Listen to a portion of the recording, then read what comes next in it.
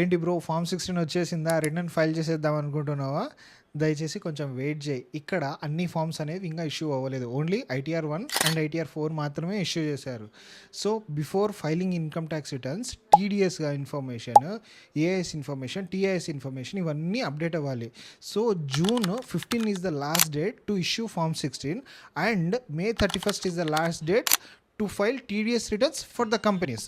So ఇవన్నీ update అవ్వడానికి కొంచెం టైం పడుతుంది. సో మీరు నేనేం సజెస్ట్ చేస్తానంటే జూన్ 15th తర్వాత ఫైల్ చేసుకోండి. ఎందుకంటే ఏఎస్ ఇంపోర్ట్ అవుతుంది, టీఐఎస్ ఇంపోర్ట్ అవుతుంది, ఆ తర్వాత 26 ఏఎస్ అప్డేట్ అవుతుంది.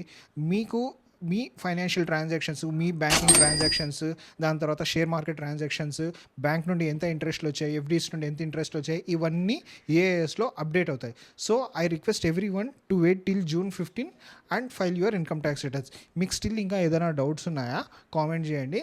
నేనే పర్సనల్గా ప్రతి కామెంట్కి రిప్లై ఇస్తాను. ఫాలో కొట్టండి, ఇంకా ఇట్లాంటి ఇన్ఫర్మేటివ్ వీడియోస్ చాలా వస్తాయి. Thank you so much.